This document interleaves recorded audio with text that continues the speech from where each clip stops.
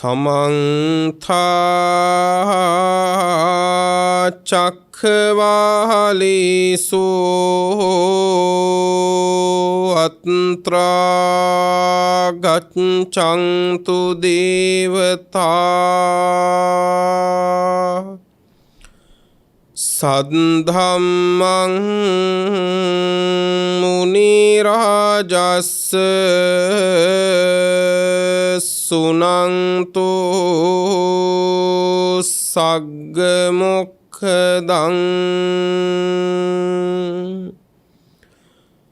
धम्मश्रवण कालो अयं भदन्ता धम्मश्रवण कालो अयं भदन्ता धम्मश्रवण कालो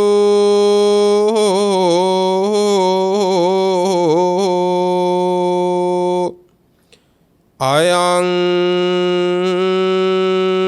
भदन्ता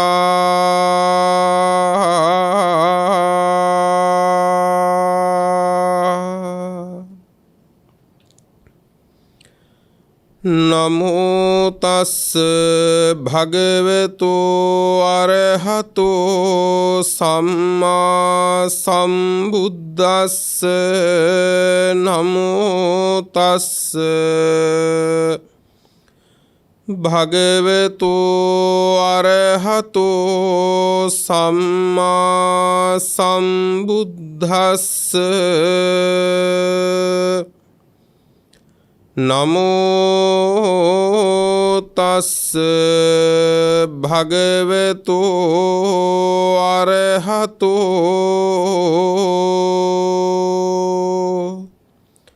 सम्मा सम्बुद्धस्स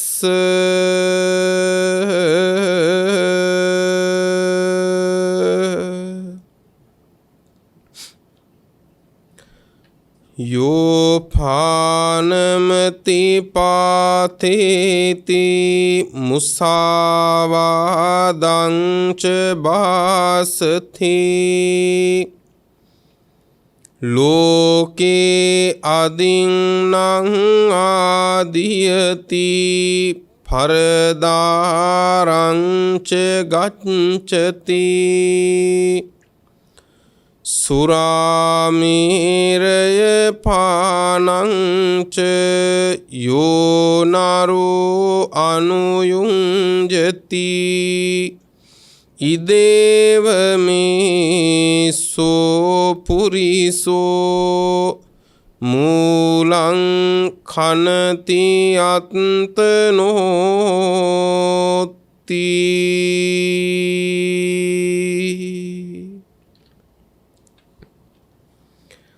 श्रद्धावंत පින්වතුනි පින්වත් සියලු දෙනාගේම සූදානම සම්මා සම්බුදුරජාණන් වහන්සේ විසින්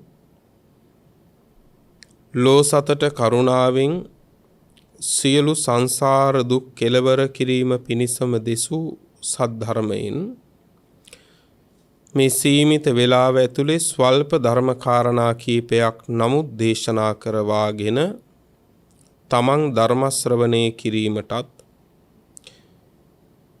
ධර්ම දානයක් විදිහට මේ දේශනාව ප්‍රඥා රූප වාහිනිය ඔස්සේ ලොව පුරා ඉන්න සදහැවතුන් වෙනුවෙන් විසුරුවා හැරීමටත් සූදානම් වන බලාපොරොත්තු වන වේලාව.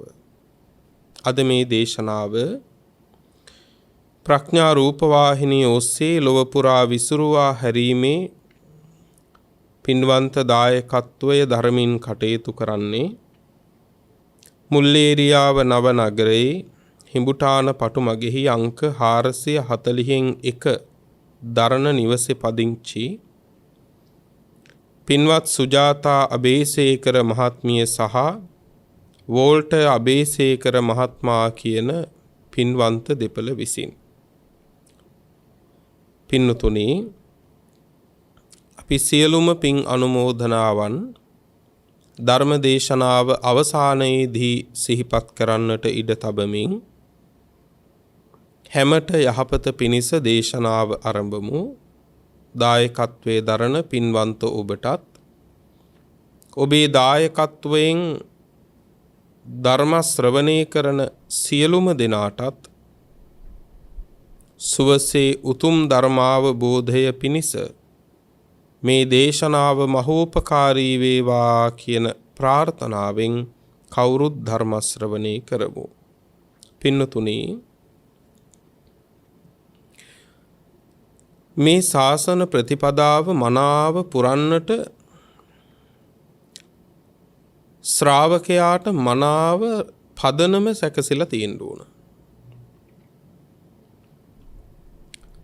මේ ශාසන පිළිවෙතෙහි පදනම තමයි පින්නතුනේ සීලය. යම්කිසි කෙනෙක් සීලයෙන් පිරිහිලා නම්, කෙනෙකුගේ සීලය පිරිසිදු නැත්තම්, ඒ ශ්‍රාවකයාට ඒ සීලය පිරිසිදු කර නොගෙන පින්වත්නි මේ ශාසන ප්‍රතිපදාවේ ගුණපිළිවෙත් පුරාගෙන යනවා කියන එක ලේසි පහසු වැඩක් නෙවෙයි. ඒක කරන්න බෑ. පින්වත්නි, යමෙකුට සීලය සම්පූර්ණයි නම් ඒ සීලය සම්පූර්ණ වෙච්ච ශ්‍රාවකයාට පින්නතුනේ එතනින් පස්සේ වැඩෙන්න තියෙන ගුණ ටික ස්වභාවයෙන් වැඩෙනවා. ස්වභාවයෙන් වැඩෙනවා. දේශනාවේ තියෙනවා පින්වත්නි, සූත්‍රයක් තියෙනවා. මේ සූත්‍රයේදී බුදුරජාණන් වහන්සේ දේශනා කරනවා පින්වත්නි, සූත්‍රයේ නම චේතනාකරණීය කියන සූත්‍රය. මේ චේතනාකරණීය සූත්‍රයේදී බුදුරජාණන් වහන්සේ පෙන්නනවා පින්වත්නි, යම්කිසි කෙනෙක් ඔහුගේ සීලය පිරිසිදු කරගන්නවා නම්, දැන් චේතනාකරණීය කියන එකේම තියෙන පින්වත්නි සිත් ඉපදවිය යුතු, එහෙමත් නැත්නම් සිතා කළ යුතු කියන එකනේ චේතනාකරණීය කියන්නේ. යම්කිසි කෙනෙකුගේ සීලය පිරිසිදුයි නම්, ඒ සීලය පිරිසිදු වෙච්ච කෙනාට පින්නතුනේ මගේ හිතේ විපිලිසර භාවයක් ඇති නොවේවා කියලා හිතලා කරන්න දෙයක් නැහැ කියනවා. හරි ලස්සන තැනක් නේ. යමෙකුගේ සිල් ටික පිරිසිදුයි නම්, ඔහු සිල්වත් නම්, ඒ සිල්වත් කෙනාට මගේ හිතේ පසුතැවිල්ලක් විපිලිසර භාවයක් ඇති නොවේවා කියලා ප්‍රාර්ථනා කරන්න ඕනේ. හිතලා කරන්න දෙයක් නැහැ. ඇයි? සීලය පිරිසිදු කෙනාට විපිලිසර නොවීම කියන එක ධර්මතාවයක් වශයෙන්ම සිද්ධ වෙනවා කිව්වා. දැන් විපිලිසර නොවිච්ච කෙනාට පින්වත්නි ප්‍රීතිය උපදිනවා කියන එක ස්වභාවයෙන් වෙනවා. එතනින් පස්සේ ගුණ ටික ස්වභාවයෙන් වැඩෙනවා පින්වත්නි, ධර්මතාව වශයෙන් වැඩෙනවා. හරියට මේ වගේ දෙයක්. දැන් යම්කිසි කෙනෙක් ඉන්නවා පින්වත්නි, මේ පුද්ගලයා ගඟට බහින්න සූදානම්. දැන් ගඟට බහිනකොට ගඟට බහින පුද්ගලයා අනේ මම තෙමේවා කියලා ප්‍රාර්ථනා කරන්න ඕනද? අනේ මම තෙමේවා කියලා හිතලා කරන්න දෙයක් තියනවද? හිතලා කරන්න දෙයක් නැහැ. හැබැයි හිතලා කරන්න එක දෙයක් තියෙනවා. මොකද්ද ඒ? ගඟට බහින එක හිතලා කරන්න ඕන. නේද පින්වත්නි? ගඟ එතන තිබුණයි කියලා අපි මෙතන හිටියයි කියලා ගඟට බැස්සා වෙන්නේ නැහැ. ඒ නිසා ගඟට හිතලා බහින්න ඕන. ගඟට හිතලා බහින කෙනාට දියේ තෙමෙනවා කියන එක ධර්මතාව වශයෙන් ස්වභාවයෙන්ම සිද්ධ වෙනවද නැද්ද? ස්වභාවයෙන් සිද්ධ වෙනවා. අන්න ඒ වගේ තමයි කියනවා මේ ශාසනයේ ඉබේ සිල් රැකින්නේ නැහැ. නිකම්ම සිල් රැකින්නේ නැහැ. සීලයක් සම්පූර්ණ කරන්න ඕන හිතලා. ඒ හිතාමතා සීලයක් සම්පූර්ණ කරන කෙනාට එතනින් පස්සේ පින්නතුනේ මේ සිත පසුතැවිල්ලටපත් නොවේවා කියලා හිතලා කරන්න දෙයක් නැහැ. එතනින් පස්සේ සියලු ගුණ ටික නිවන දක්වා එකින් එක වැඩෙන්න පටන් ගන්නවා. හැබැයි සීලය එහෙම නැහැ. සීලය නිසා හිතලා සම්පූර්ණ කර ගන්න ඕන. ලොකු පණිවිඩයක් පින්වත්නි. අනික් දේ තමයි පින්වත්නි දැන් දේශනාවේ කියනවා පින්වත්නි යමෙකුගේ සීලය පිරිසිදුයි නම් දැන් අපි කියනවානේ මේ සීලය නැති කෙනෙක් අපිරිසිදු කෙනෙක් එතනින් එහා පැත්තේ සමත විදර්ශනා වඩනවා කියන එක වෙන්නේ නැහැ පින්වතුනේ. ඒ මොකද ඒ යමෙකුගේ සීලය නැත්තම් ඒ සීලය නැති කෙනා මොකද කරන්නේ පින්වත්නි? කයෙන් දුසිරිත කරනවා. වචනෙන් දුසිරිත කරනවා. කයෙන් වචනෙන් දුසිරිත කළාට පස්සේ දැන් මෙයාගේ කායික දොරටුව පිරිසුදු නැහැ. වාචසික දොරටුව පිරිසුදු නැහැ.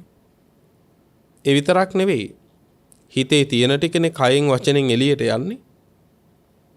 එහෙනම් එතන පිරිසුදුත් නැහැ. මේක අංගුත්තර නිකායේ තික නිපාතේ කියනවා මේ කාරණා තුනෙන් දැනගන්න කියනවා මේ මිනිස්සයා බාලයෙක් කියලා. ඔන්න පින්වත්නි. බුදුහාර දේශනා කරනවා මහණෙනි යමෙක් බාලයෙක් පඬිතෙක් වෙන් කරගන්න හැටි නුඹලට දේශනා කරන්නම් කියලා.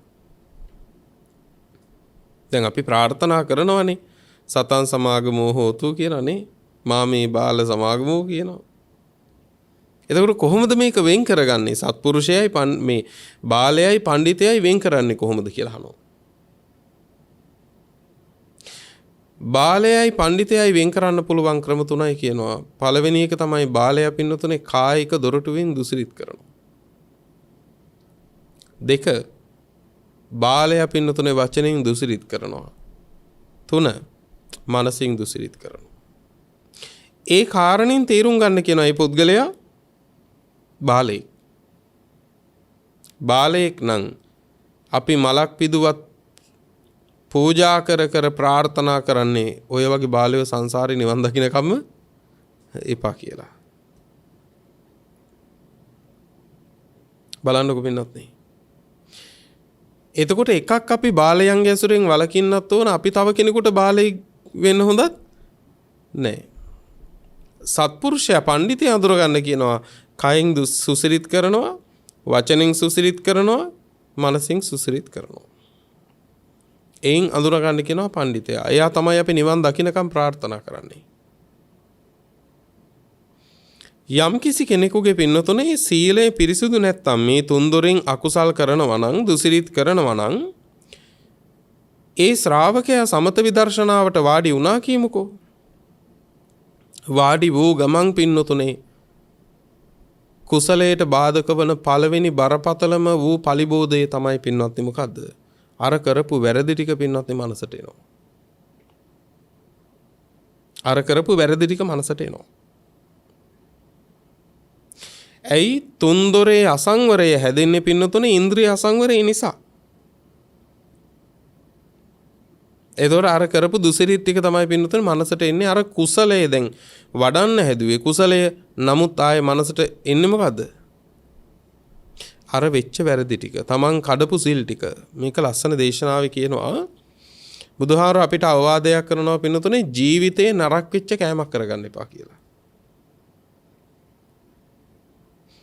ජීවිතේ නරක වෙච්ච කෑමක් කරගත්තම දැන් නරක වෙච්ච කෑමක් වුණාම මොකද වෙන්නේ පින්නත්නි? කොතනටද අරන් යන්නේ? නරක වෙච්ච කෑමක් පස්සේ පින්නතුනේ සමනල්ලු වෙන්නේ නැහනේ. නරක වෙච්ච කෑමක් පස්සේ එන තරමක් ඉන්නේ පින්නත්නි මැස්සෝ. අන්න ඒ වගේ තමයි කියනවා පින්නතුනේ අපේ ජීවිතය නරක වෙච්ච ආහාරයක් වගේ වුණාම සිල් ටික විනාශ වෙලා පින්නත්නි ජීවිතේ කෙලෙසිලා ගියාම මොකද්ද වෙන්නේ? යම් තැනක වාඩි වෙනවද සමතයක් හරි විදර්ශනාවක් හරි වඩන්න අකුසල් සිතිවිලි නැමැති මැස්සෝ ටික එලවන්න පටන් ගන්නවා කියනවා. ඇත්තනේ අර ටික තමයි මනසට නැගින්නේ. කුක්කුච්ච කියන නීවරණය තමයි ඔතනදී බලපවත්වන්නේ. ඒ නිසා කිසිම තැනකදී පින්වත්නි සීලයකින් තමන්ගේ ජීවිතය දැන් පිරිසිදුයි කියලා නිගමනයකට එන්නේ නැති කෙනෙකුට මේ කුසල ප්‍රතිපදාව වඩාගෙන එහාට යනවා කියන එක කරන එක ලේසි නෑ.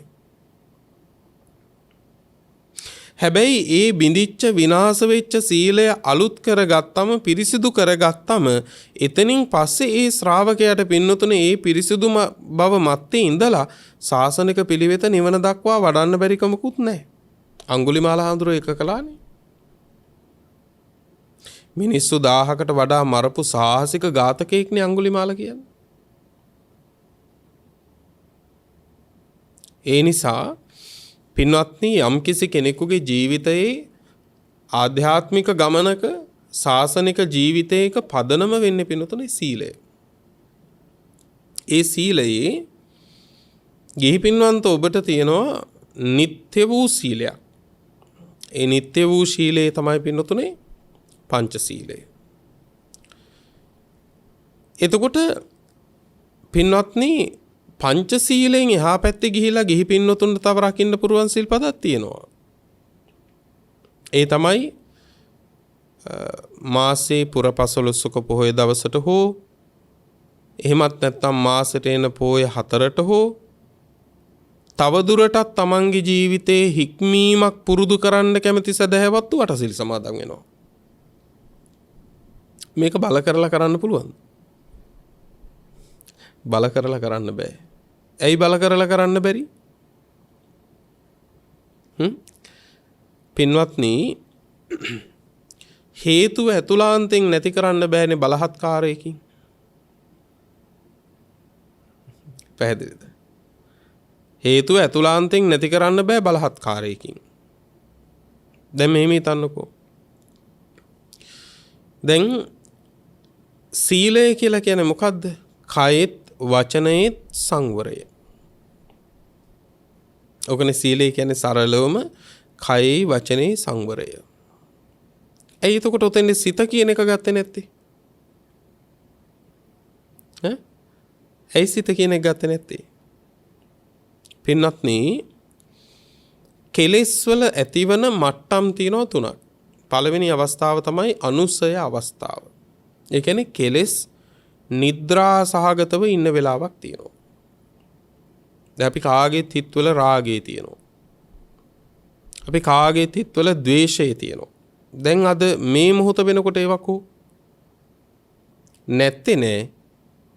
එහෙනම් ස්වභාවය මොකද්ද? නිදි. මේ මොහොත වෙනකොට නිදි අනුස්සයයි. යම්කිසි බාහිර වූ අරමුණක් නිසා, බාහිර ප්‍රත්‍යක් නිසා, බාහිර උත්තේජනයක් නිසා, උත්තේජකයක් නිසා මොකද වෙන්නේ? අර නිදිගත්තු ක්ලේශය අවදි වෙනවා. ඕක තමයි දෙවෙනි අවස්ථාව. ඒකට කියනවා පරිඋට්ටාන කියලා. ද්වේෂය නිදි වගේ නින්දේ තිබුණා. වෙන කෙනෙකුගේ චෝදනාවක් නිසා, නින්දාවක් නිසා ඒක නැගිටිනවා. ඔන්න පරිඋට්ටාන අවස්ථාව. දැන් ওই දෙකම සිද්ධ වෙන්නේ ඇතුලේ. දැන් ওই දෙකම මගේ ළඟ සිද්ධ වෙනකන් ඔබට හානියක් නැහැ. පැහැදිලි නේද? ඒ කියන්නේ දැන් මගේ හිතේ කෙලෙස් නිදිගත්තු ස්වභාවයෙන් තියෙනවා. ඔබට හානියක් තියනවද? ඔබට හානියක් නැහැ. ඊළඟට දැන් මේක මගේ හිතේ නැගෙනවා තරහක්. ඔබට හානියක් තියනවද? ඔබට හානියක් නැහැ. හැබැයි තුන්වෙනි අවස්ථාවේදී ඔබට හානි කරනවා. ඒකට කියනවා වීතික්කම අවස්ථාව. අර ඇතුළාන්තේ තිබිච්ච ඇවිසිච්ච කෙලස් ටික එක්කෝ එළියට වැක්කිරෙනවා කටින්, එක්කෝ එළියට වැක්කිරෙනවා කයින්. පැහැදිලිද? අර ඇතුළාන්තේ ඇවිසිච්ච ක්ලේශය කටෙන් හරි කයෙන් හරි, ඒ කියන්නේ වචනෙන් හරි කයෙන් හරි එළියට යනවා. ඔන්න ඔය කෙලෙස් එළියට යන එක නවත්තන්න තමයි තියෙන්නේ මොකද්ද? සිල්. ඔන්න ඔය කෙලෙස් එළියට යන එක නවත්තන්න තමයි පින්නතුනේ තියෙන්නේ සීලය කියන එක. එතකොට ඒක ඒ පුද්ගලයාටත් හානියක්. අනේකට වගේම Tamanටත් අකුසලයක් පාපයක් මේ රැස් කරගන්නේ. එතකොට පින්වත්නි දැන් මේ සීලය කියන එක බලහත්කාරයෙන් කළාට සාර්ථක නැහැ. ඇයි? කය සංවර කරගන්නවා. වචනේ සංවර කරගන්නවා. හැබැයි චිත්ත වේගයන් පින්නතුනේ හික්මවලද? චිත්ත වේගයන් හික්මවල නැහැ. දැන් අපි හිතමු මදුරුවෙක් ඇවිල්ලා ඇඟේ වහනවා. දැන් මදුරුව මරන්නේ නැත්තේ ඇයි?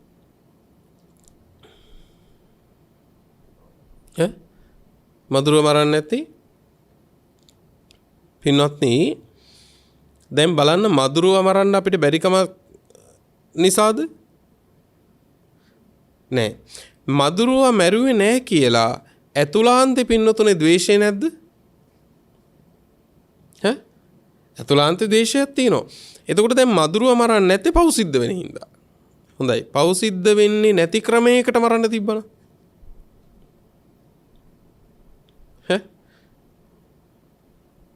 මේ කියන එක තේරෙනවද? දැන් මදුරුව මරන්නේ නැත්තේ පව් සිද්ධ වෙන හින්දා. පව් සිද්ධ වෙන්නේ නැති ක්‍රමයකට මරන්න තිබුණා නම් මදුරුවා.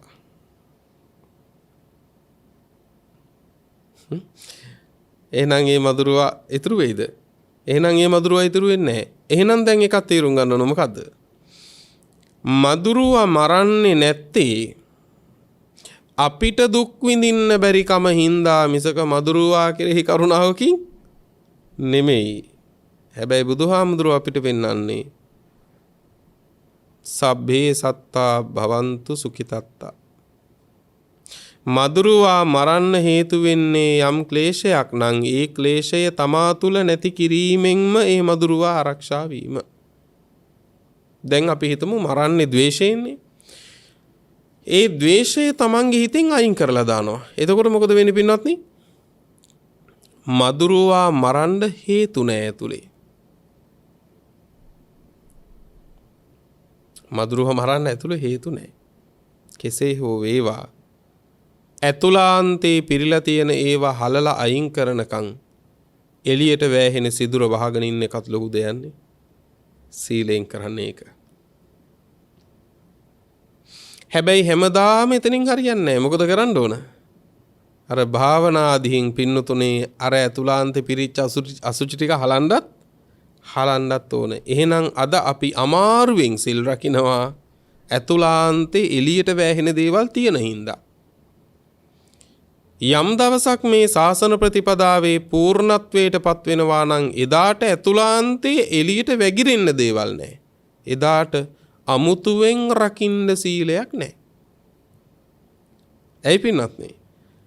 හිතලා සංවරය පිණිස පිළිපදින්න දෙයක් නැහැ. අසංවර වීම පිණිස යම් හේතුවක් හේතු වෙනවා නම් ඒ හේතු ටික තමා ඇතුලේ නැහැ. කොච්චර ලස්සනද බලන්නකො මේ ගමන පින්වත්නි.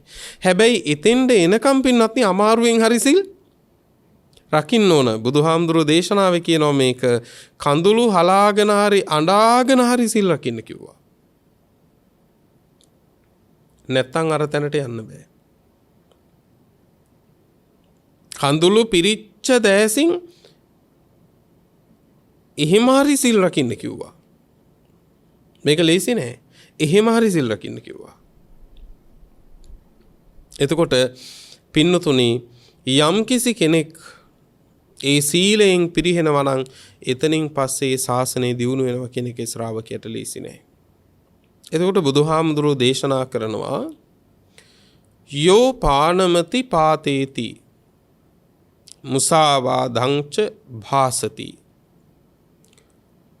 ලෝකේ අදින්නම් ආදියති පරදාරංච ගච්ඡති සුරා මේරය පානංච යෝ නරෝ අනුයුඤ්ජති ඉදේව මේසෝ පුරිසෝ මූලං කනති අත්තනෝ යෝ පානමති පාතේති යමෙක් ප්‍රාණඝාතය කරනවා නම්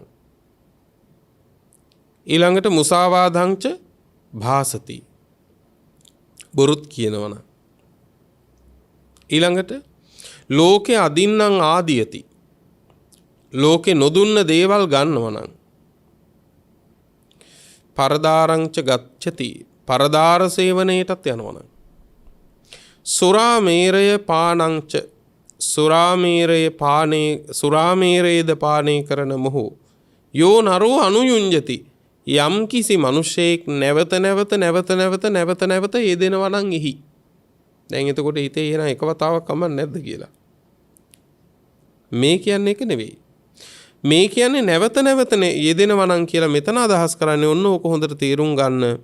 යමෙක් අද ඉඳන් මං ඒක කරන්නේ නෑ කියලා ආයති සංවරයට පැමිණෙන්නේ නැතුව දිගටම කරගෙන යනවනම් ඒ කියන්නේ කෙරිච්ච දේවල් තියෙන්න පුළුවන්. බලන්නකො මේ ගාථාවේ අරුත.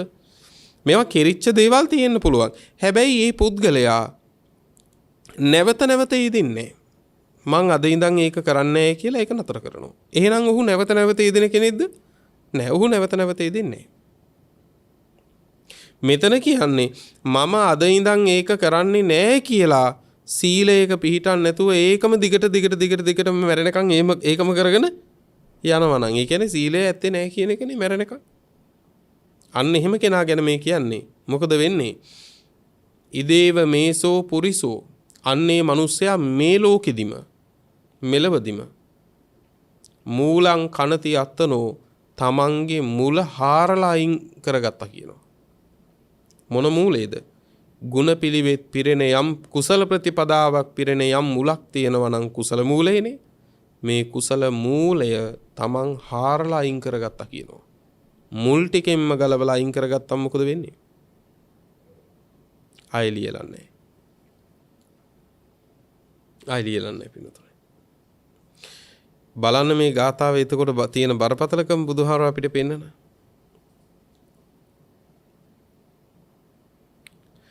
පින්වත්නි හොඳට බලන්න පළවෙනි සිල්පදේ දැන් මේ අද අපි සාකච්ඡා කරන්නේ ගිහි පින්වතුන් අතරත් පළවෙනිම ගිහි පින්වතුන් අතරත් තිබෙන අවම සීලය කියන්නේ පංචශීලය.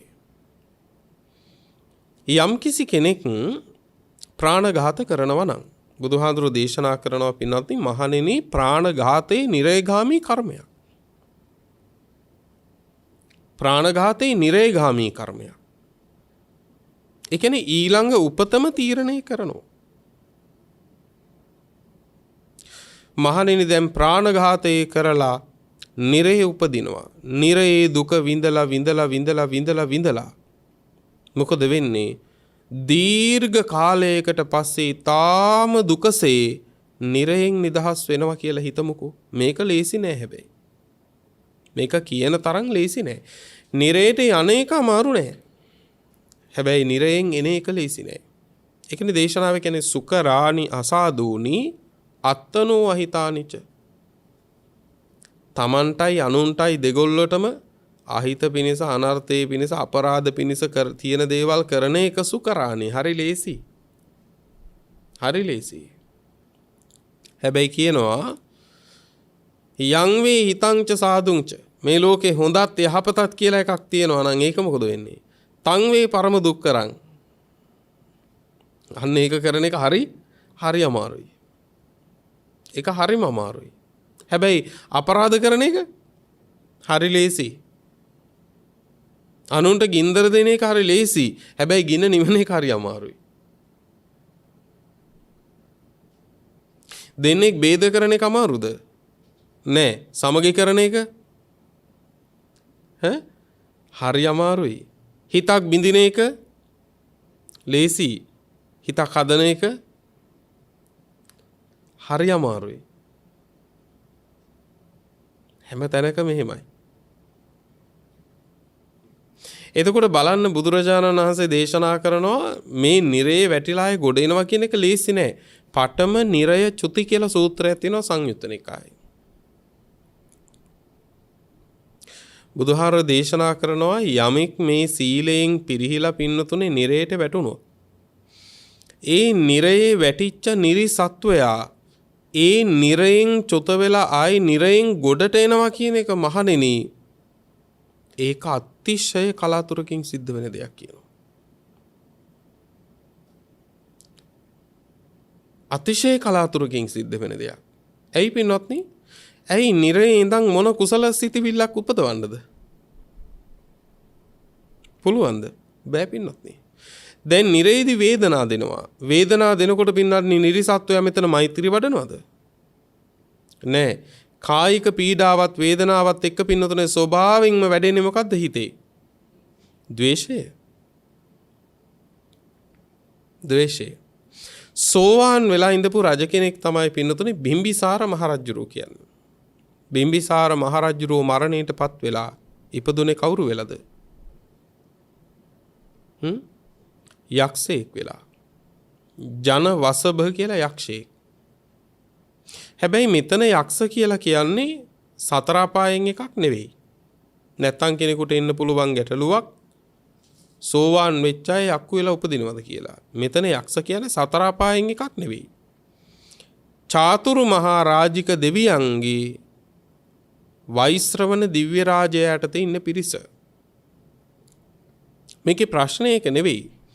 සෝවාන් ඵලයට පත්වෙච්ච ආර්ය ශ්‍රාවකෙක් තාවතින්සෙවත් උපදින්න ඕන. එතකොට දෙව්ලොවට තමයි ඒ දෙව්ලොව අවම ඒ කියන්නේ පහළම තියෙන දිව්‍ය තලයට තමයි ආවේ. මොකද්ද හේතුව? එදා තමන්ගේ පුතා අජාසත්ත කුමාරයා මේ බිම්බිසාර මහරජුරුවන්ගේ යටිපතුල් පළලා පින්නතුනේ ලුණු පුරවලා වේදනා දෙනකොට පුතා ගැන වෛරයක් තිබුණේ නැහැ. හැබැයි කායික වේදනාවත් එක්ක හිතේ මානසික ගැටුමක් තිබුණා. දැන් අපිට ඊටාම තදින් පින්වත්නි රස්නේ දවසක් නම් ඉරේලිය ඊටාම තදයි නම් අපි යම් මානසික පීඩාවකට ලක් වෙන්නේ නැද්ද? අන්නේව වෛරයක් නැහැනේ අපිට ඉරත් එක්ක. නමුත් මානසික ගැටුමක් තියෙනවානේ. නලල රැලි ගන්වගෙන අපි තරමක් අප්‍රසාදයෙන් ඉන්නවනේ පුදුමව්වක් කියලා. ඒ වගේ. එතකොට බලන්න පින්වත්නි අර කකුල් පළලා වේදනා දීපු තැනත් පින්නතුනේ ඉපදුනේ මානසික ගැටුමක් නම් පුතා වේදනා දුන්නේ. පින්වත්නි එයින් අර දිව්‍ය තලයට නම් ගියේ තාවතින්සේට නොයා පින්නතුනේ චාතුරු මහරජිකේට නම් ගියේ සෝවාන් වෙච්ච ශ්‍රාවකෙක් හතර අපායේ යන්න නියත නැති නිසානේ ඔහොම හරි බේරුනේ. දැන් හිතන්න බලන්න නිරයේ පින්නතුනේ ඒ දුක විඳින සත්වයා පින්නතුනේ මොන කුසලයක් මෙනෙහි කරන්න. මොකද මෛත්‍රිය වඩයිද? කරුණාව වඩයිද? මුදිතාව වඩයිද? උපේක්ෂාව වඩයිද? නෑ. ඒ සත්වයයි වේදනාව එක්කම ආපහු ඒ සිතේ වැඩෙන්නේ මොකද්ද? ද්වේෂයමයි. එහෙනම් ඒ උපදින ද්වේෂයත් ආයේ සුගතිය පුරවන්න එන ගමනකද තියෙන්නේ? දුගතිය පුරවන්නම යන ගමනකද තියෙන්නේ? දුගතිය පුරවන්න යන ගමනකමයි තියෙන්නේ. මේ තැනට වැටුනොත් අය ගොඩ එන එක ලේසි නෑ පින්නතුනේ. ඒකයි දේශනාවේ කියන්නේ මහණෙනි අරහත් ඵලයට අන්තරාය කර වෙච්ච නිරයේ බැඳීමත් තිරිසන් ලෝකේ බැඳීමත් තරම් බැඳීමක් බුදුවැසින් මන් දකින්නේ නැහැ කිව්වා. പ്രേත ලෝකේ උපන්න සත්වේකුට ඥාතියෙක් දෙන පින අනුමෝදන් වෙනවා කියලා එකක් හරි බලාපොරොත්තු වෙන්න පුළුවන්. තිරිසන් ලෝකේ සතාට ඒකත් බෑ. නිරිසත්වයට ඒකත් බෑ. ඒකයි කිව්වේ අරහත් ඵලයට අන්තරාය කර වෙච්ච පින්වත්නි නිරයේ බැඳීමත් තිරිසන් ලෝකේ බැඳීමත් ඇර වෙන බැඳීමක් ඊතරම් බරපතල බුදුවැසින් මම දකින්නේ කිව්වා. හැබැයි ඕකට වැටෙන එක හරි ලේසි. ඔය බැඳුමේ බැඳෙන එක අමාරු නෑ හැබැයි. හැබැයි ඔය බැඳුම සිඳගෙන එන එක තමයි අමාරු.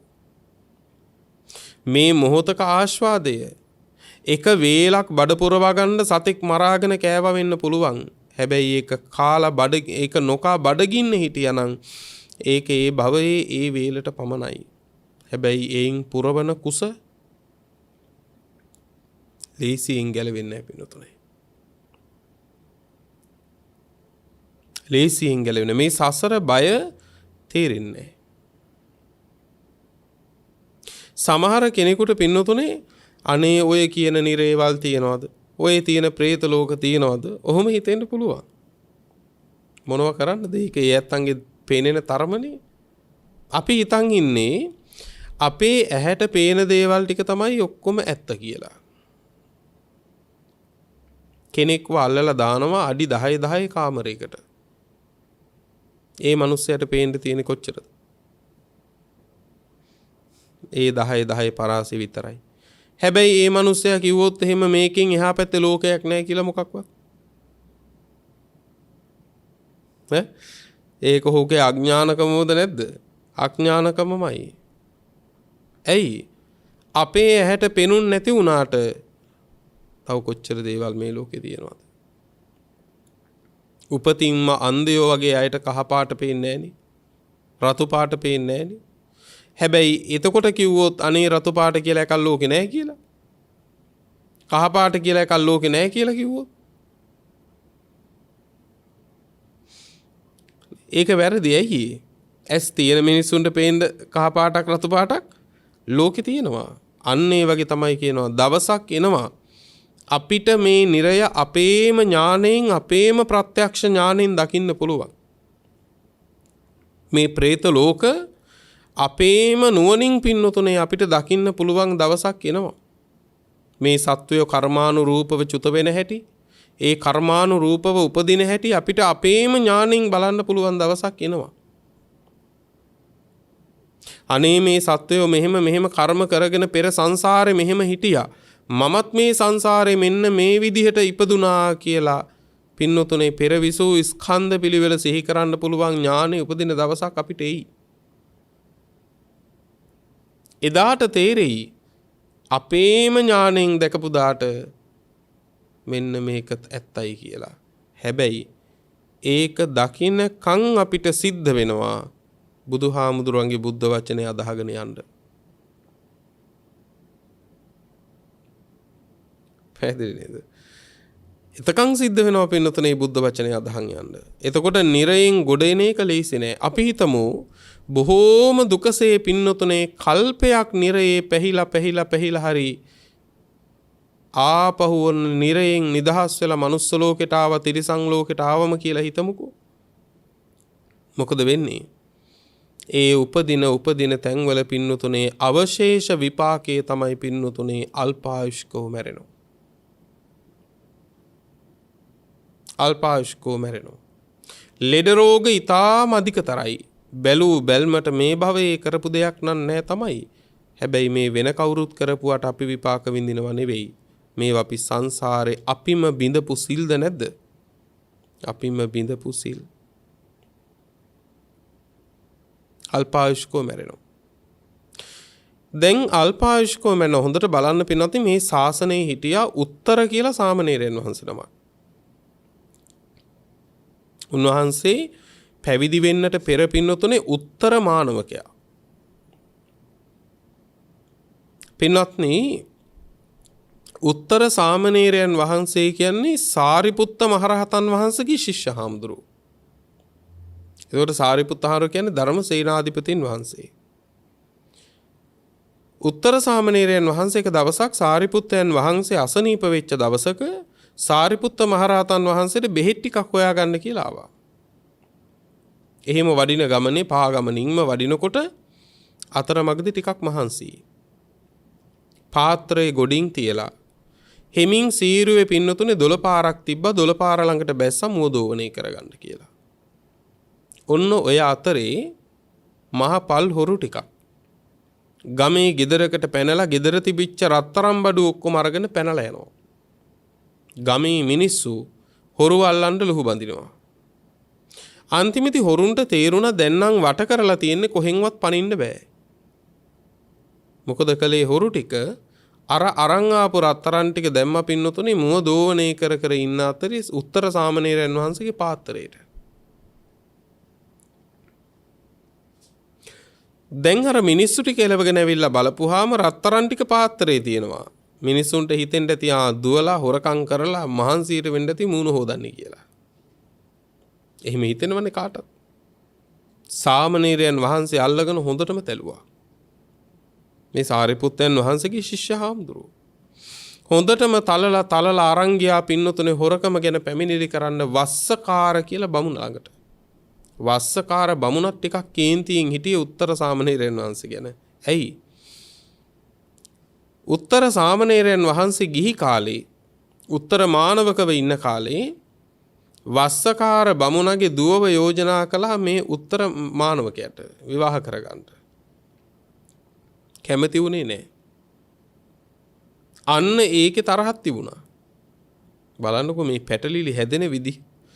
විපාකේ විඳින්න තියෙනවා නම් කරුණු කොහෙන් හරි සැකසෙනවා පින්නතුනේ. ඒ කේන්තියේ පිට වස්සකාර බමුණ නියෝග කළා කොහොඹ උලක් හදලා කොහොඹ උලේ උල තියන්න ඕනේ කියලා. මේ සාරිපුත්තයන් වහන්සේගේ ශිෂ්‍ය සාමණේරයන් වහන්සේ අන්තිමේදී පින්නතුනේ කොහොඹ උලක් හදලා සාමණේරයන් වහන්සේ උල තිබ්බා. උන්වහන්සේ රහත් උනේ උල උඩ. තව පණිවිඩයකුත් තියෙනවා. එදා උල උඩ ඉඳපු උත්තමයොත් රහත් වුණා. හැබැයි ඒ උල තැබිල්ල සංසාරයේ අන්තිම එක. ඔබ මම මේ බණ ඇහුවට බණ කිව්වට ඔබ ඉදිරියේ මම ඉදිරියේ හෙට මොන විපාකයක් තියෙනවද කියලා දන්නේ අපි. ඒකයි මෙතන තියෙන අනුතුර පින්වත්නි. ලේසි පහසු දෙයක් නෙවෙයි. ඔබ මම ඉන්නකොට හෙට මට පිහියෙන් ඇනලා මරන්න කර්මේ සැකසিলা නම් කවුද දන්නේ? හැබැයි ඒ වෙනකොට අපිට තව කොච්චර දේවල් මේ ශාසනය කරගන්න තියෙනවද? සංසාරේ කොතනකදී හරි ප්‍රාණඝාතයක් වෙලා පින්නතුනේ යාන වාහනයක් තැලිලා පොඩි වෙලා ඔබට මට මැරෙන්න තියෙනවා නම් ඒ වෙනකොට කොච්චර දේවල් අපිට තව කරගන්න තියෙනවද? මේ කියන්නේ අප්‍රමාදී වෙන්න කියලා.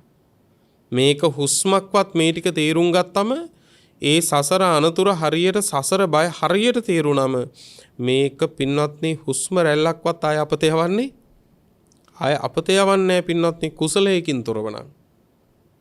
ඔන්න ඔය සසර බය හොඳට තේරිච්ච හින්දා තමයි පින්වතුනේ එදා උත්තමයන් වහන්සේලා මහා පර්වත මුදුනට නැගලා නැගපු ඉනිමන් පෙරලලා පින්වතුනේ වීරිය කළේ. ඔය සසර බය හොඳට තේරිච්ච හින්දා තමයි පින්නතුනේ දිනෙත් අන්ධ වෙනකන් පින්නතුනේ නිදනවා කියන ඉරියව්වට එන්නේ නැතුව වීරිය කරලා රහත් උනේ. ඔය සසර බය හොඳට තේරිච්ච හින්දා තමයි තමන්ගෙම දෑතින් පින්නතුනේ කළු ගලක් අරගෙන තමන්ගෙම කලවයට තලාගෙන පින්නතුනේ සක්මනේ වාඩි වෙලා ඉලි වෙනකොට රහත් උනේ. ඔය සසර බය තේරිච්ච හින්දා. එහෙනම් මේ ලෝකෙට අදටත් වෙලා නැති වැඩේ මොකද්ද? නේ? සසර බය තේරෙන්නේ නැහැ. සසර බය තේරෙන්නේ නැහැ. අවුරුදු 6ක් අපි වෙනුවෙන් බුදු වෙන්න පින්වත්නි සත්‍ය හොයන බුදුරජාණන් වහන්සේ බෝසත් අවදියේ අවුරුදු 6ක් දුෂ්කර ක්‍රියා කළා. ඒ දුෂ්කර ක්‍රියාව කොහොම එකක්ද කියලා අපි කවුරුත් දන්නවනේ. කුස අත ගන්නකොට කොඳුනාරට යහු වෙන්නේ. ඇඟ පිරිමදිනකොට කුණු වෙච්ච ලොම් බිම හැලෙන්න පටන් ගත්තා. වැසි කැසිකිලි පිනිස නැගිටිනකොට ඒ මැත්තේ වැටුණා. අපි වෙනුවෙන් බුදු වෙන ඒ උත්තමයන් වහන්සේ එදා ඒ බුදු පදවිය වෙනුවෙන් එහෙම දුක් විඳපු අවුරුදු 6ක් දුර්ගේශ්වරී කඳු මුදුන.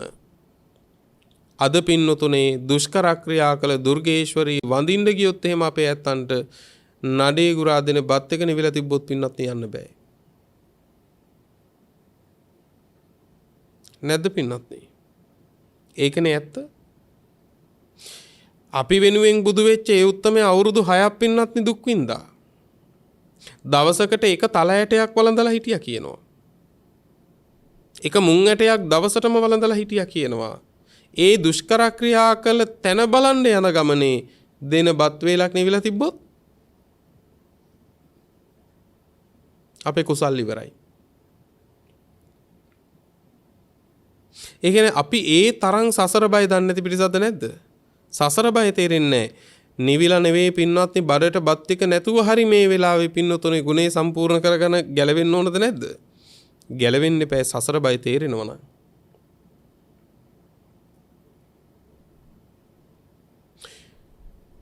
එතකොට පින්නවත්නි මේ කියන්නේ දුක් විඳින්න ඕන කියලා එක නෙවෙයි රහත් වෙන්න.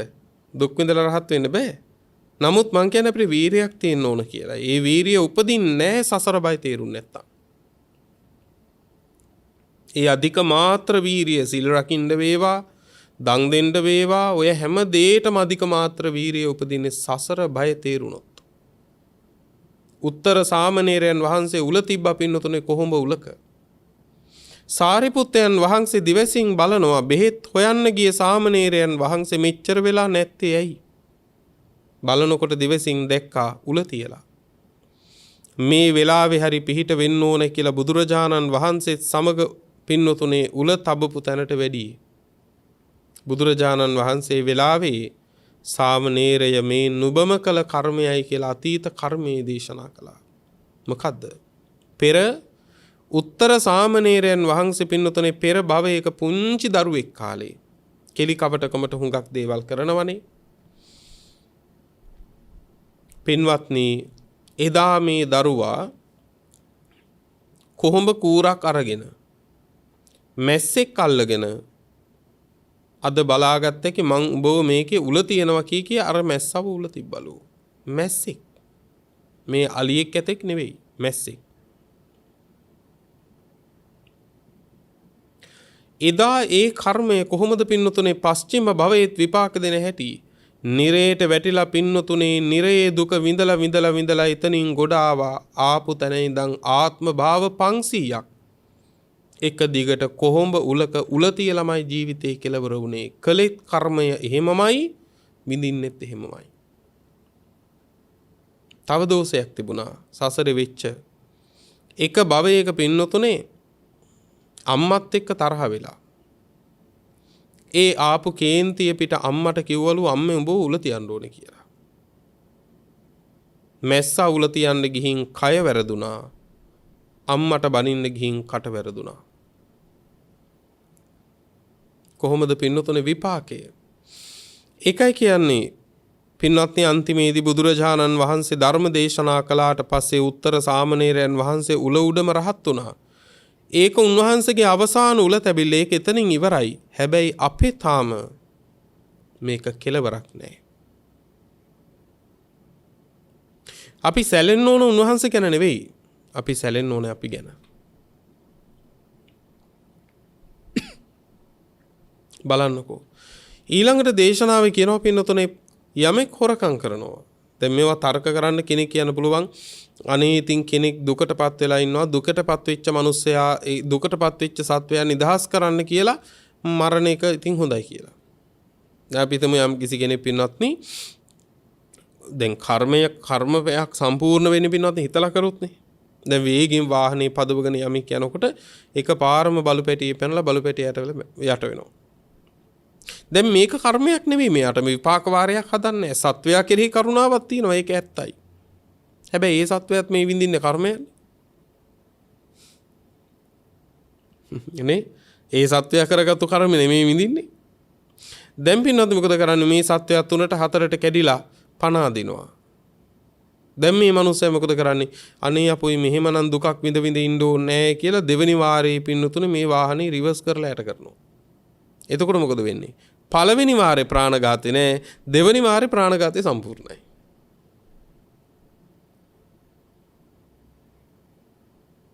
ඒ වගේ ජීවිතේ රිවර්ස් කරලා කරගන්න ඒවා කොච්චර තියෙනවද? මේ කියන්නේ සතෙන් මරපු ගැන එක විතරක් නෙවෙයි. වෙච්ච වැරදි ගැන පසුතැවීම රිවර්ස් කරපුවද නැද්ද? රිවර්ස් කරපුවා. බුදුහර කියන්නේ ඒවත් අතහැර ගන්න. ඒවත් අතහැර ගන්න. ඒවා වුණා. හැබැයි දැන් තැවුණයි කියලා ඒවා නොවුන වෙන්නේ නැහනේ. දැන් කරන්න තියෙන්නේ මෙතන ඉඳලා මං මේ ජීවිතේට සමුදෙනවා. මෙතන ඉඳලා මගේ ජීවිත ගමන පිරිසුදු කරනවා. අදත්තා දානේ පින්වත්නි නිරේගාමී කර්මයක්. නිරේගාමී කර්මයක්. නිරේ දුක විඳලා අපි හිතමු පින්වත්නි මනුස්ස ලෝකෙට ආවා කියලා. කර්මයේ ස්වභාවය තමයි පින්වත්නි ඒ පුද්ගලයාගේ ධනහානි සිද්ධ වෙනවයි කියනවා. එක්ක හොරු ගන්නවා, එක්ක රාජසන්තක වෙනවා, එක්ක ගින්නකට අහු වෙනවා, එක්ක නාය යනවා. මොකක් හරි එකකින් පින්වත්නි ධනහානි. දැන් ප්‍රශ්නේ ඕක නෙවෙයි. දැන් පින්වත්නි සංසාරයේ අදත්තා දාන කර්මයේ කරලා නිරයේ පින්නතුනේ කල්ප ගණන් läගලා ඒ නිරයෙන් දුකසේ නිදහස් වෙලා පින්නතුනේ ඉතිරි විපාකේ විඳිනකොට ධනෙ පිරිහිලා ඒ ධනය නැතිකමින් එළඹෙන දුප්පත්කම වහගන්න මිනිස්සු එතනින් පස්සේ කරන්නේ මොකද්ද? සතෙක් මරාගෙන කනවා. ඔන්න පළවෙනි සිල්පදේ ආයෙ කඩනවා. දැන් ආයෙ නිරේ. දැන් එක කර්මයක් කරලා නිරේ läගලයි මේ ආවේ. ඒ කර්මයේ ඉතුරු ටික තමයි දැන් විඳින්නේ. ඒ විඳින කර්මයෙන් ආයෙ මොකද කරන්නේ? ආයෙ කර්ම කරනවා. කම්මා විපාකා වත්තන්ති විපාකෝ කම්ම සම්භවෝ. කර්මයෙන් විපාකේ හට ගන්නකොට ඒ හටගත්තු විපාකෙන් ආයෙත් කර්ම කරනවා. එක්වර දුප්පත්කම වහගන්න පින්නතුනේ හොරකම් කරන්න පටන් ගන්නවා. ආයෙත් නිරේටම යන කර්මයක් දැන්. ඒ කර්ම මේ බෙදාගත්තු එක කන ගමන් ආයෙ බෙදා ගන්නවනේ. මේක මහා උල් ගොඩක් පින්නතුනේ. ඒ දේ හොරකම් කරන්න ගිහලා හොරා ආය දත්තා දානයක් කරගන්නවා. බලන්නකො මේකේ මහා පින්වත්නි ඔක්කොම පැටලිලාද නැද්ද? ඔක්කොම පැටලෙනවා. දැන් ඒ ධනය අහිමි වෙච්ච මිනිස්සයාගේ හිතවන්තයි කියවනේ අපේ කෙනෙක් මගේ කෙනෙක් කියලා බැඳිලා ඇලිලා ගැලිලා ඉඳපු මිනිස්සු හොරු ගැන මෛත්‍රී වඩයිද? නෑ අපේ කාට ඔහොම අපරාධයක් කළානේ කියලා ඒ හැමෝම පින්වත්නි ද්වේෂය හිතයි වඩන්නේ. කොහොමද පින්වත්නි? හැම තැනකම පැටලෙනවද නැද්ද? හැම තැනකම පැටලෙනවා.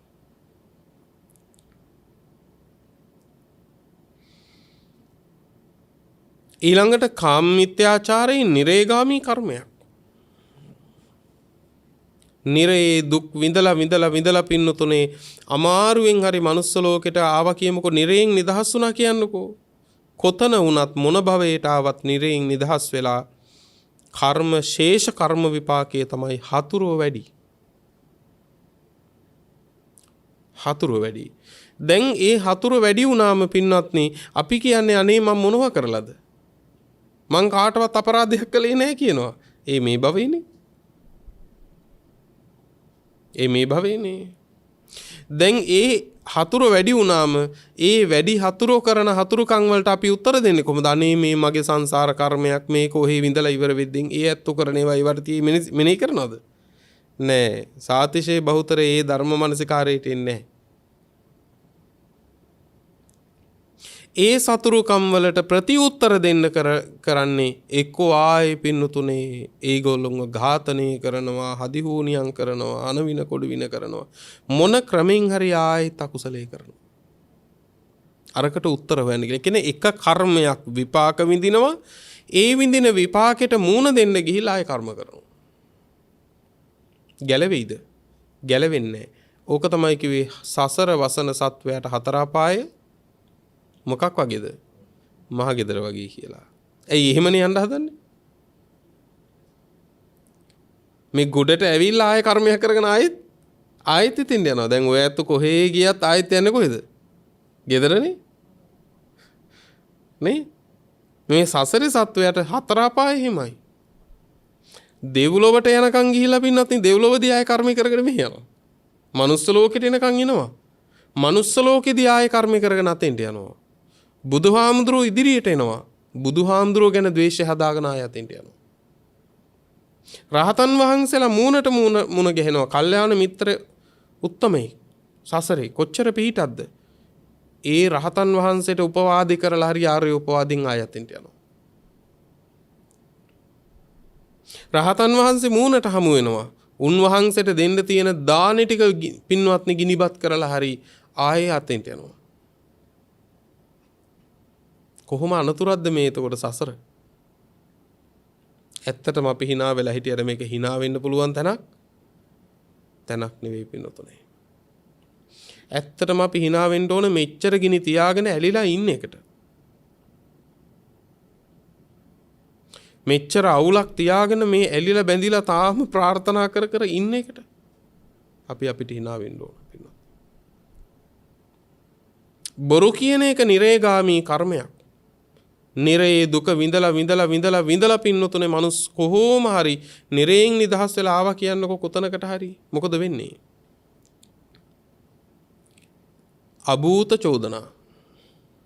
අභූත චෝදනා වලට ලක් වෙනවා. කවුරුවත් කරපු වැරදි වලට චෝදනාව තමන් පිට යනවා. අපි කියනවා අනේ මං කරපු දෙයක් නම් කමන්නේ කියලා. කරපුවා තමයි. නොකරපුවා නෙවෙයි. ඔබ කරපුවට මම විපාක විඳිනව නෙවෙයි. මම කරපුවට ඔබ විපාක විඳිනවත් නෙවෙයි. කම්මස්සකා කර්මයේ ස්වකීය කරගෙන ඉන්නේ. මම කළ කර්මය මං විඳිනවා. ඔබ කළ කර්මය වෙන කෙනෙකුට දෙන්න බෑ. ඔබ විඳිනවා. අභූත චෝදනා. ඒ අභූත චෝදනාවලට ලක් වෙනකොට ධර්මය මෙනෙහි කරනවද? අනේ මේ මගේ සංසාරේ වැරදිච්ච තැන්. මෙතනදී මං ඉවසනවා කියලා ඉවසනවා නම් ඉවසන්නේ ධර්මයට අනුව සිහි කරන්නේ ධම්මං අනුවිචින්තයන් කියන පරිද්දෙන්. ධර්ම මනසිකාරයකින් මේ රැකවරණේ හදාගන්නේ ලක්ෂ ගානකින් එක්කෙනයි. අනිත් සාතිශේ බහුතරය අධර්මයෙන්ම ප්‍රතිඋත්තර සපයනවා. සුරාපානය යමෙක් කරනවා නිරේගාමී කර්මයක්. ඒ නිරයේ වැටිලා දුක විඳලා යම් දාකදී පින්නතුනේ නිදහස් වෙලා ආවා කියමු. දුෂ්ප්‍රඥ වෙලා උපදිනවා. කෙලතොලුයි. දුෂ්ප්‍රඥයි මොලේ නැහැ, සිහිය නැහැ, කල්පනාව නැහැ, වැටහෙන්නේ නැහැ මොකක්වත්. හොඳ නරක මග නොමග මොකක්වත් වෙන් කරගන්න බෑ. නුවණ නැහැ. ඇයි? බිවෙත් ඕක කරගන්නනේ. නේ? බිවෙත් ඕක කරගන්නනේ, සිහිය නැති කරගන්නනේ බිවෙ. ඉතින් කර්ම විපාකේ සිහිය නැහැ. වපුරපු දෙන්නේ ලැබෙන්නේ පරිප්පු වපුරලා පින්නතුනේ අනේ දැන් හාල් ගණන් ඒ හින්දා මට හාල් උපදීවා කියලා මොන වැඳුම් වැඳත් හාල් උපදින්නේ නැහැ. ඇයි? හේතු හදලා තියෙන්නේ පරිප්පු වලට. වී වපුරලා ඉවර වෙලා අනේ මේ කාලේ පරිප්පු ගණන් ගෙදර හාල් නම් තියෙනවා පරිප්පු තමයි නැත්තේ කියලා පරිප්පු ලැබේවා කියලා ප්‍රාර්ථනා කළාට මොන වැඳුම් වැඳත් ඒක වෙන්නේ නැහැ. ඇයි? හේතු හදලා තියෙන්නේ වී වලට. ඒ හින්දා යමෙක් පින්නතුනේ මේ සීලය බිඳගෙන විනාශ කරගෙන යනවා නම් ඒ වෙන දෙයක් නිසා නෙවෙයි සසර බය තේරෙන්නේ නැහැ. යම් දාකදී සසර බය තේරෙනවා නම් පින්නතුනේ ජීවිතේ ගියත් පින්නතුනේ අධික මාත්‍ර වීරයකින් සිල්පද ටික රකින්නවා. සිල්පද ටික රකින්නවා. මේ තියෙන අනතුර හොඳට තේරුම් ගන්න ඕන පින්නතුනේ. හොඳට තේරුම් ගන්න ඕන. ඒ නිසා අපි ඉන්නේ හොඳ තැනක නෙවෙයි. මේ භවයේ බුදුහාමුදුරුවෝ අසුරු සනක් ගහන මොහොතක්වත් වර්ණනා කරන එක නෙවෙයි. ඇයි? අසුරු සනක් ගහන මොහොතක්වත් වර්ණනා කරන්නේ භවයේ. ඇයි? අසුචිය කියන එක ස්වල්පයක් වුණත් ගඳයි පින්නතුනේ. දේශනාවේ කියනවා. ඒ වගේ තමයි කියනවා. සසර කියන එක දුකමයි. ඒ හින්දා දුර්ලභ මනුස්ස භවයක් ලබාගෙන මේ ගැලවිලා ආපු තැනක පින්නතුනේ ආපහු පින්නතුනේ සතර අපායට වැටෙන්නේ නැතුව පින්නතුනේ මේ රැකවරණේ හොයාගෙන යන්න අපිට ලොකු වීරියක් උත්සාහයක් තියෙන්න ඕන. ඒකට මේ දේශනාව යම් ආලෝකයක් උපකාරයක් සපයයි. හැම දිනාටම සුවසේ සීලාදී ගුණපිලිවෙත් පුරාගෙන නිවනින් සැනසීම පිණිස මේ දේශනාව උපකාර වේවා කියන ප්‍රාර්ථනාවෙන් දේශනාව නිමාවටපත් කරනවා. අද මේ දේශනාවේ පින්වන්ත දායකත්වය දරමින් කටයුතු කරන්නට යෙදුනේ මුල්ලේරියාව නවනගරයේ හිඹුටාන පටුමගෙහි අංක 440න් එක දරණ නිවසේ පදිංචි පින්වත් සුජාතා අබේසේකර මහත්මිය සහ වෝල්ට අබේසේකර මහත්මයා කියන පින්වන්ත දෙපළ විසින් අරමුණු අතරට එක් වෙන්නේ මීට වසර 31කට පෙර පරලොව සැපත් නන්දියස් වික්‍රමරත්න පියාණන්ට වසර 5කට පෙර මිය පරලොව සැපත් කුසුමා වික්‍රමරත්න මෑණියන්ට වසර 3කට පෙර පරලොව සැපත් සුමිත් වික්‍රමරත්න සොහොයුරාට පින්පෙත් අනුමෝදන් කරන්නට බලාපොරොත්තු වෙනවා. පරලොව සැපත් ලිසියස් අබේසේකර පියාණන්ට සාර්ලින්ද සිල්වා අබේසේකර මෑණියන්ට ඩැනියල් විජේගුණවර්ධන ලොකු පප්පාට මේ උතුම් ධර්ම දානමේ කුසලයේ අනුමෝදන් වේවායි පින් අනුමෝදන් කරනවා. දෙපාර්ශවයේ මියගිය සියලු ඥාතීන්ට සංසාරගත සියලුම ඥාති වර්ගයාටත් මේ පින් අනුමෝදන්ව පරලොව ජීවිත සැපවත් වේවා කියලා පින්පෙත් අනුමෝදන් කරනවා.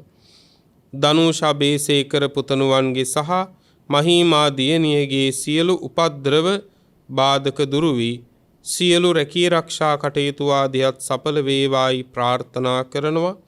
පෙබරවාරි මාස 4 වන දිනට ජන්මදිනයේ යෙදෙන විතාරා දියණියගේ සහ හසිත පුතණුවන්ගේ සියලු කටයුතු සඵල වේවා, නිදුක් නිරෝගී චිරජීවනයේ වේවායි ප්‍රාර්ථනා කරනවා. අප්‍රේල් මාස 13 වන දිනට ජන්මදිනයේ යෙදෙන ජිනුජි මිනිබිරියගේ අධ්‍යාපන කටයුතු සාර්ථක වේවායි පතනවා. නිරෝගී සුවත් ලැබේවායි ආශිර්වාද කරනවා. කියානා මිනිබිරිය සහ ලුමිර මුණුබුරාටත් නිදුක් නිරෝගී භාවයේ පිණිස මේ කුසල් හේතු වේවායි පතනවා. ජයන්ත කුරුවිටාරච්චි සොහොයුරාටත් චම්පා සොහොයුරියටත් සියලු රෝගාබාධ සුව වී නිදුක් නිරෝගී සුවපත් බවත් දීර්ඝායුෂත් සැලසේවායි ආශිර්වාද කරනවා. මාර්තු මාස දෙවන දිනට ජන්මදිනයේ දින දේවිකා දහනායක සහ එල්.ජී. දහනායක දෙපළට නිදුක් නිරෝගී සුවත් දීර්ඝායුෂත් ප්‍රාර්ථනා කරනවා.